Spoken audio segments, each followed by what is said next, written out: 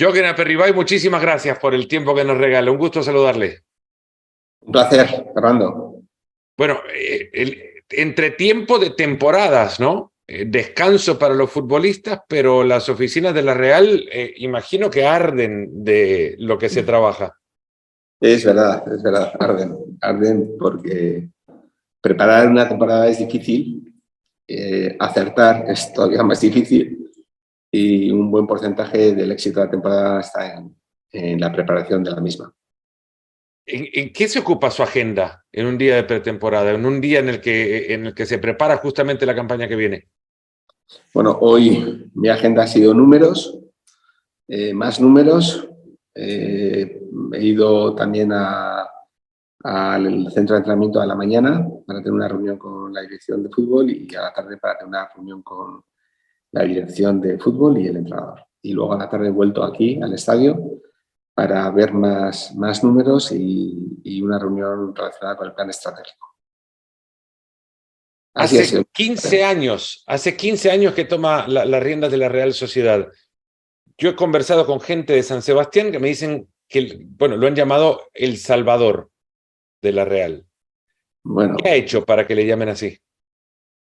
no lo sé, la verdad es que he sudado mucho la camiseta, hemos sudado mucho la camiseta. La Real tiene también un equipo de trabajadores muy bueno, muy eficiente y han sido efectivamente 15 años buenos desde el punto de vista social. Somos 38.000 socios, desde el punto de vista económico estábamos en concurso de acreedores, hoy tenemos las cuentas saneadas. Desde el punto de vista deportivo estábamos en segunda división, hoy desde entonces hemos jugado 7 veces Europa, las 4 últimas temporadas, estamos en Champions para la próxima temporada. Desde el punto de vista de formación de jugadores, creo que la Real dispone de jugadores con mucho talento en el primer equipo formados en su propia casa. Hemos invertido mucho en la metodología. El club está bien, pero estamos en un mundo muy competitivo y del calor al frío se pasa enseguida. Por lo tanto, tenemos que estar alertas, atentos y seguir trabajando. Puede ser ilusionante el saber que su equipo está en Champions League y que va a contar con los recursos que esto conlleva, pero al mismo tiempo puede marear a aquel que no esté preparado para vivir de la realidad del juego. ¿La Champions sirve para solidificar, crecer? ¿Para qué sirve estar en Champions? Bueno, yo creo que en nuestro caso sirve para conocer que estamos en la línea correcta, para seguir estructurando el club, para ilusionar también a los jugadores, sirve para ilusionar mucho a la afición.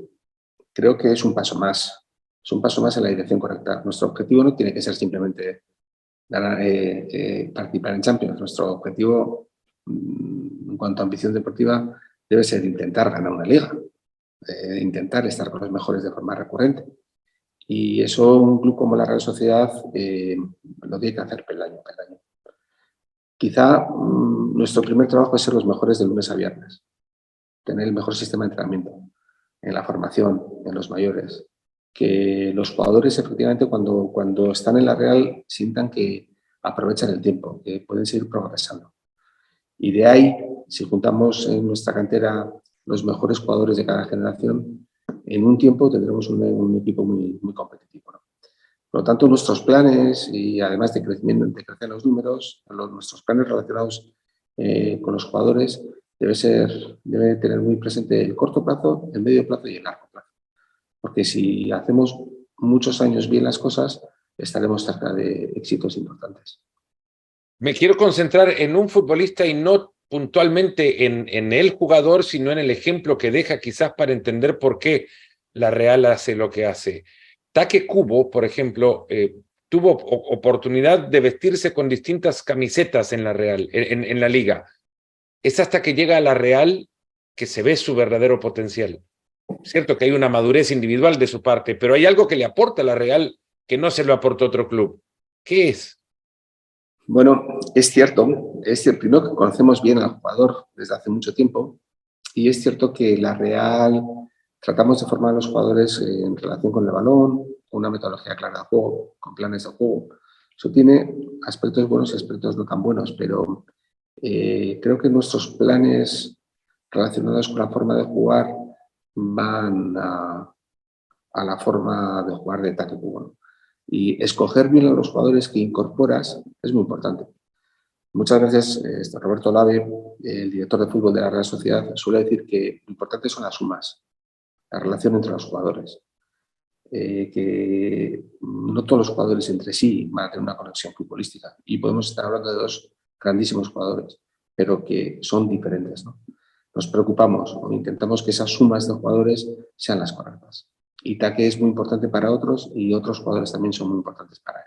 Me parece que está en el lugar adecuado para su desarrollo. No hay que olvidar que Taque Kubo es un jugador nacido en el 2001, jovencísimo todavía. Le quedan sus mejores años de fútbol por delante, ¿no? Una responsabilidad tremenda, mucho tiempo fuera de casa, vive en San Sebastián con su madre y con su hermano juega en la Real Sociedad también.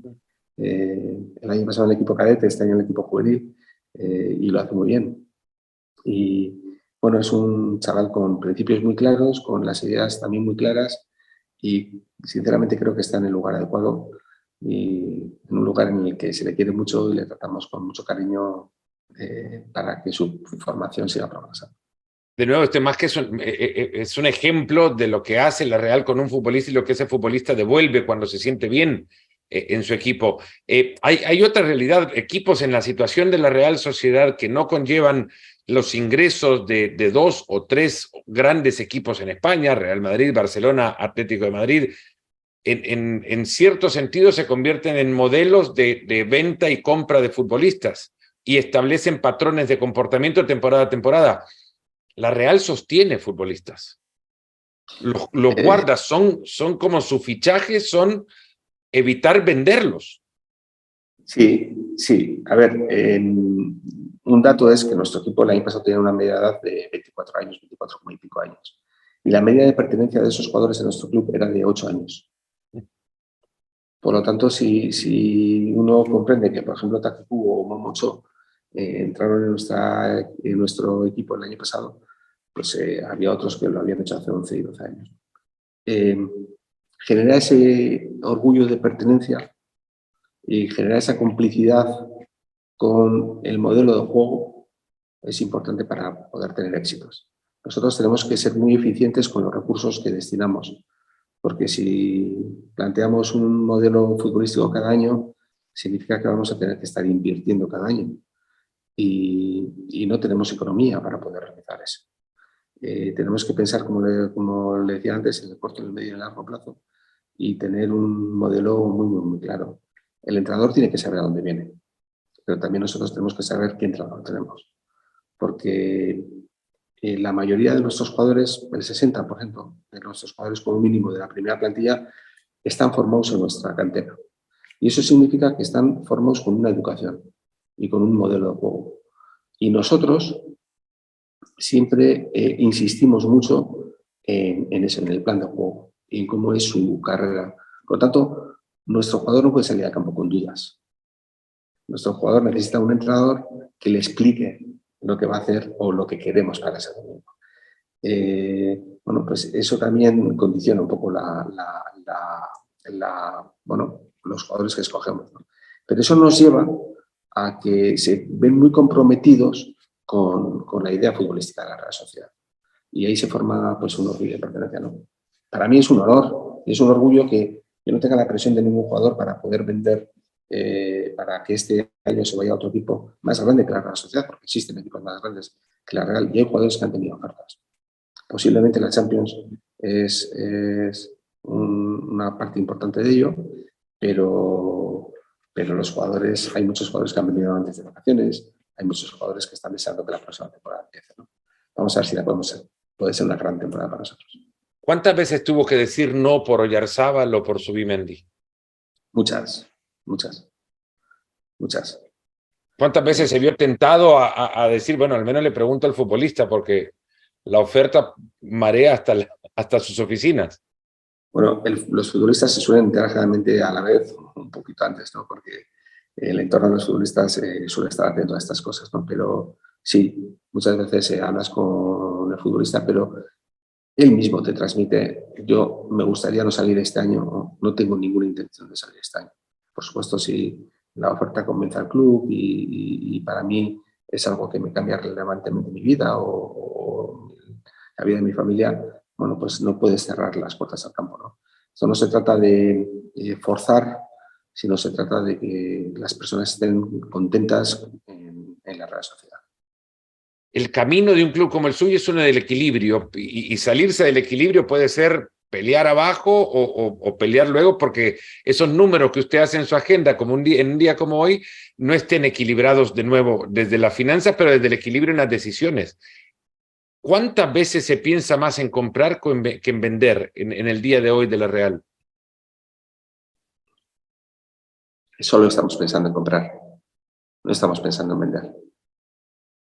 En esta temporada no hemos tenido ninguna reunión para vender. Hemos podido tener ventas por reforzar una posición.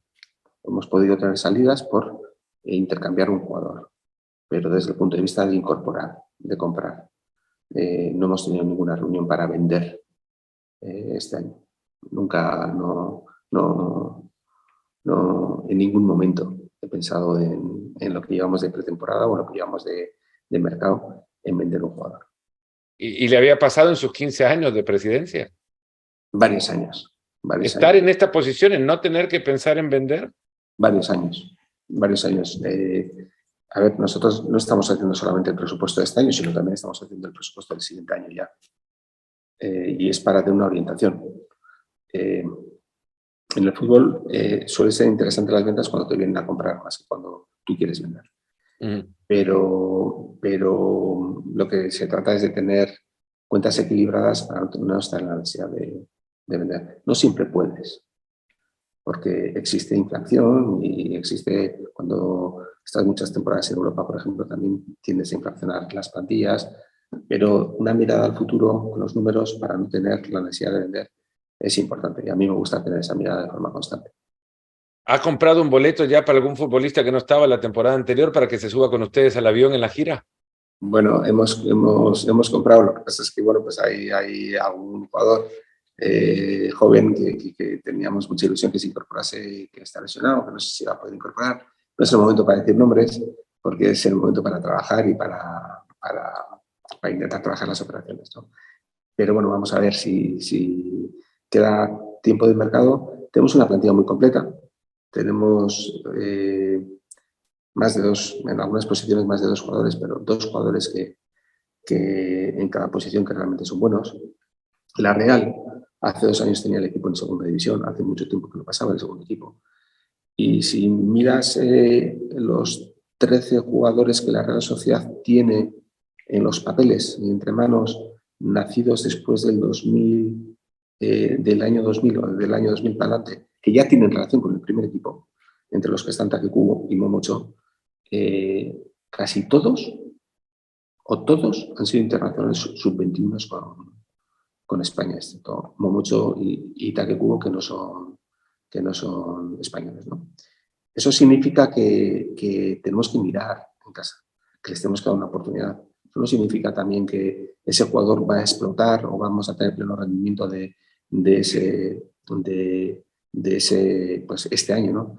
Pero si nuestros jugadores están 8 años esperando a llegar al primer equipo o 10 años esperando a llegar al primer equipo, luego en el primer equipo también tenemos que ser pacientes con él.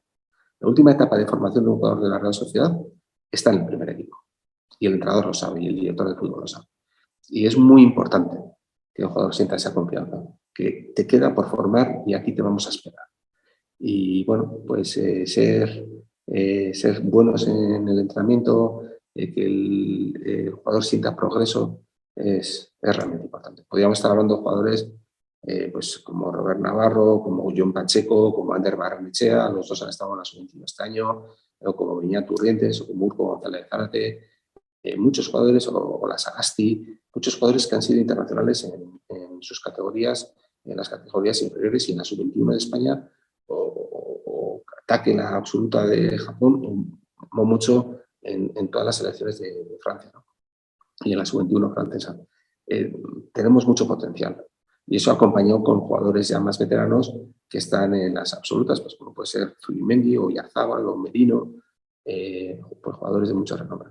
Esa combinación de presente-futuro, esa combinación también que cuando venga una crisis, porque seguro que vendrá, tengas capacidad de poder vender, como comentabas antes, para poder solventar los problemas económicos, es importante para el futuro, ¿no? Y entonces intentamos buscar esa combinación desde el aspecto deportivo y desde el aspecto económico. Juventud, potencial y futuro. Forman parte de una liga que ahora se ha visto rezagada en este juego en el que ahora juega el fútbol, que es el juego del mercado de fichajes, por el atropello financiero al que en cada operación llega la Premier League. ¿Es reversible esto? ¿Es posible que en algún momento ligas como la Liga de España y clubes como el suyo puedan jugar en un territorio equilibrado? Yo creo que debería ser reversible. Deberíamos tener quizá un planteamiento financiero más claro y a nivel de lo que puede ser el mercado europeo, ¿no? Y debería ser reversible.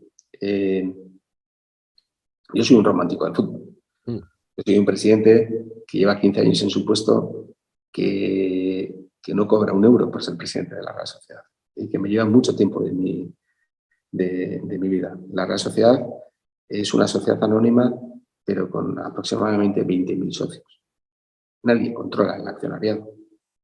Realmente, cuando vamos a una junta general, la voluntad de las personas, la voluntad de los aficionados, la voluntad de los socios es lo que, pues quien determina a las personas que van a dirigir el club, ¿no? Es quien finalmente rige este club. Esto está más próximo con el fútbol de antes que con el fútbol de ahora. El deporte, el fútbol, tiene una ventaja y un gran inconveniente, y es que, aunque todos gastemos mucho, solo puede uno ganar la liga. Aunque todos gastemos mucho, solo 6 o 7 equipos pueden ir a Europa. Y cuando gastas mucho, enseguida te sientes fracasado, porque no vas a estar en posiciones de Europa. Y todos los años bajan veces. Entonces, entender la competitividad, entender los grupos, entender que el resultado puede venir de la formación, de la continuidad, del estudio, del entrenamiento, creo que para clubes como la Real Sociedad es importante. Tan importante como salir también de las fronteras de España para que su marca se conozca. En los procesos de internacionalización existen muchas estrategias, ¿no? A Japón se llega más fácil de la mano de Kubo, ¿no? ¿Cómo se llega a Estados Unidos? Bueno, déjame hacer una introducción en este aspecto. La Real Sociedad tiene intención de internacionalizarse de varias formas, ¿no? Pero en este momento contamos con una academia de fútbol en Ois, que está al sur de Göteborg, en Suecia, en donde muy buenos jugadores de la península de Escandinavia están en esa academia. Y el año pasado ya incorporamos un jugador de la academia de Ois, de Suecia, a la cantera de la Real Sociedad. Un jugador muy rápido, que se llama Santino, un delantero. Y la Real Sociedad también tiene una escuela de fútbol en Ghana, en donde otro fútbol más relacionado con el esfuerzo físico, más relacionado con la potencialidad física con los jugadores. Lo que buscamos es trasladar nuestra metodología a la Academia de UIS y a la Academia de Ghana. Y la Real también está desarrollando un acuerdo con una academia en Charlotte y con otra academia en Japón. Entonces, lo que tratamos, o lo que vamos a tratar también con estos dos centros de fútbol, es que su forma de ver el fútbol esté muy próxima a lo que la Real entiende. La Real, si tuvieses el organigrama de la Real Sociedad, nuestro organigrama futbolístico está desarrollado o está escrito para estar en constante evolución, porque tenemos el departamento de mejora en la metodología, el departamento de mejora del jugador de forma individual, el departamento de mejora del jugador de fútbol de forma colectiva. Y lo que buscamos es todos, que son personas paralelas a los entrenamientos, aportan su punto de vista para introducir esos puntos de vista en el entrenamiento y para estar en una continua mejora. Lo que vamos a tratar es que la formación y la participación y la captación de la Real Sociedad pueda estar en varias partes del mundo, porque todas las culturas futbolísticas aportan mucho al desarrollo del fútbol. Eso, pues, unido a la estrategia comercial internacional, unido a la presencia también en áreas institucionales, como por ejemplo en Japón con personas como Cubo, bueno, pues nos llevan a un plan estratégico internacional que esperemos pueda ser fructífero para la red. Van ahora a México y a Estados Unidos. ¿Cómo cuenta la historia de la Real en esos países? ¿Cómo empieza a capturar atención para dos o uno, ya con un nuevo seguidor de la Real Sociedad en esos países se pueda creer que se está creciendo? Bueno, México, Estados Unidos, España, la Real, Los Ángeles, FC, tenemos un embajador común que es Carlos Vela. Carlitos Vela, que está triunfando en Los Ángeles, triunfó en la Real Sociedad y creo que ahí nos une un grandísimo jugador, ¿no? La Real ha tenido cuatro jugadores mexicanos en tiempos recientes. Bueno, Luis García en tiempos pasados, pero Diego Reyes, Héctor Moreno y sobre todo Carlos Vela, como mencionábamos. Tenemos un jugador en el segundo equipo que es Jonathan Gómez, que ha jugado con las categorías inferiores de Estados Unidos. Bueno, pues cada vez estamos más cerca. Seguimos mucho el fútbol de Estados Unidos, mucho. No solamente la MLS, sino también otras categorías, hasta el punto que estamos tratando de incorporar para futuro también otro jugador de otras categorías en Estados Unidos, ¿no? Hace 2 años incorporamos a Jonathan Gómez. El fútbol mexicano y el fútbol estadounidense lo estamos siguiendo con mucho detalle. Ahora que llegan a esta gira, ¿cómo les cuenta la historia de la Real a aquellos aficionados que no la conocen? Bueno, pues una historia, yo creo que es una historia romántica. Me encantaría un día poder hablar de nuestra historia y de cómo han ocurrido pues, determinadas cosas, ¿no? La Real es un club que se dedica principalmente al fútbol, que vive del fútbol, pero que es multidisciplinar, porque tiene atletismo. Tenemos 1.000 personas que hacen atletismo en la Real Sociedad. 500 personas que hacen atletismo en la Real Sociedad, con un equipo que ha estado siempre también en primera división española. Tenemos equipo femenino de hockey, tenemos equipo de subacuáticas, tenemos equipos de pelota, pero la Real Sociedad también tiene campeones olímpicos en hockey, o tienen medallas en fútbol, en atletismo. Tenemos muchas personas que han participado en muchas olimpiadas, ¿no? Yo creo que la primera vez que deportistas de la Real participaron en una olimpiada fue en la Olimpiada de Amberes, y que España quedó con medalla de plata, ¿no? Pero nuestra historia se remota a antes que en 1909, aunque en 1909 es nuestro año de fundación. Y ha habido personas importantísimas en nuestra historia, ¿no? Destacaría a Benito Díaz, que siendo entrenador de la Real Sociedad, fue el entrenador de la selección española cuando España quedó cuarta en Brasil. Que bueno, pues que si conocieses, no sé, si fuese español te acordarías del famoso gol de Zarra, que fue un famoso gol que España metió en Brasil ese año, ¿no?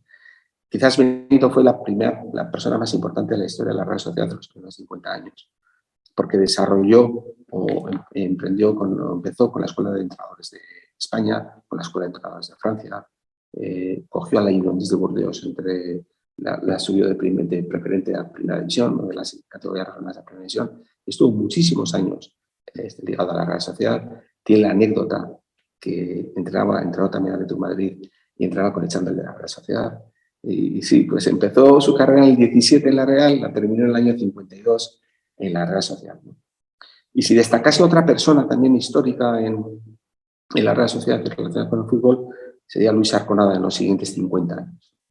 Luis Arconada fue un grandísimo portero, estuvo en todas las selecciones. Fue el que más, en su época, que no se juegan tantos partidos internacionales, lideró las estadísticas de partidos más jugados.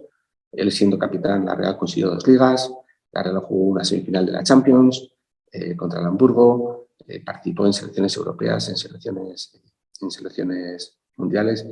La historia de la Real Sociedad está escrita por personas que han entregado lo mejor de sí mismos, con sangre, sudor y lágrimas, y también está escrita por personas brillantes como estos 2 ejemplos, ¿no? Pero me encantaría un día poder hablar de esa historia que tiene mucho recorrido. Para terminar, ¿se vive mejor cuando quien escribe la historia conoce de ella, pensando en lo que está escribiendo ahora Imanol? Imanol es un grandísimo técnico, con una mirada hacia la evolución, hacia el futuro, hacia la innovación tremenda. Imanol será uno de los candidatos para ser esa tercera persona en la historia de la Real Sociedad. Lleva 2 medias temporadas más 4 completas. Es una persona de absoluta confianza, un trabajador incansable y además con un contenido en su trabajo extraordinario. Ojalá pueda estar muchísimo tiempo en la Real, supere mi presidencia y supere la del siguiente presidente. Ojalá él y Roberto Laves son 2 personas claves en el desarrollo futbolístico de la Real Sociedad y estén mucho tiempo con nosotros. Es mucho más fácil que lo hagan cuando lo que están haciendo es acompañando una idea y tratando de respetarla, sabiendo que después el fútbol manda con resultados, pero los resultados no determinan si siguen o no, lo determina su apego a la idea. Es verdad, es verdad. Al final, los resultados son una consecuencia. Otra cosa es que es más fácil jugar mal que jugar bien. Es más fácil bajar que ganar la liga. Pero los resultados son una consecuencia. Y muchas veces, cuando tienes malos resultados y repasas, encontrarás decisiones mal tomadas, planificaciones mal hechas, momentos de distracción que posiblemente no se reconozcan, ¿no? También hay un grado de fortuna. Nosotros el año pasado sacamos 71 puntos y tuvimos a Sadik lesionado de la rodilla para toda la temporada. Mikel Oyarzabal, que no pudo empezar la temporada hasta enero por una lesión en la rodilla. Carlos Fernández, lesionado en la rodilla. Ander Barrenechea, con una grandísima lesión. A David Silva, también durante una época parado, ¿no? Son, por mencionar, algunos jugadores muy, muy importantes, de muchísima calidad, que estoy seguro que la Real con ellos hubiésemos sacado más que 71 puntos. A ver si lo podemos hacer este año, nos respetan las lesiones y podemos hacer una gran temporada. Presidente, ha sido un gustazo, la verdad, que pueda contar nuestra audiencia con sus historias de la Real y conocer un poco de la realidad de por qué su equipo se encuentra como está y por qué el club está sano. Pues muchísimas gracias, un placer.